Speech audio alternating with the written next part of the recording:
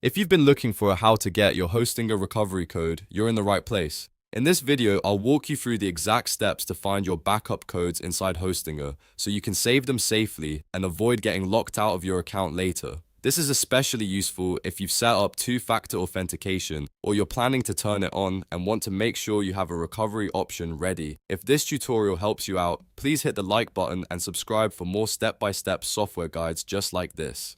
Alright, let's get into it. First, log into your Hostinger account using your normal email and password. Once you're inside, you'll land on the Hostinger dashboard, which is where you manage your hosting, domains, settings, and account security. From the dashboard, look toward the top right corner and click on your profile icon. This is where Hostinger keeps your account level settings, including security options. After clicking the profile icon, open the security section. Inside security, you'll see options related to account protection, including two-factor authentication.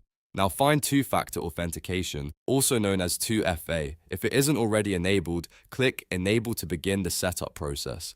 Hostinger may ask you to choose your authentication method, and in this case, select the email authentication method so you can verify your account through your email inbox. Once you complete the email verification step and enter the code sent to your email, Hostinger should show you your backup or recovery codes. These are the codes you'll want to save immediately. Make sure you note them down somewhere safe or store them in a secure password manager, because these codes can help you regain access if you ever lose your phone or can't receive your authentication codes. It's important not to share these codes with anyone, and it's a good idea to keep them offline in a secure place. If you don't see the recovery codes right away, double check that 2FA is fully enabled and that you completed the email verification process. Sometimes the backup codes only appear after the security setup is finished, and that's it. That's how you get your Hostinger recovery code and save it safely for future access. I hope this video made the process clear and easy to follow. If it did, don't forget to like this video, subscribe to the channel, and turn on notifications so you don't miss the next helpful tutorial.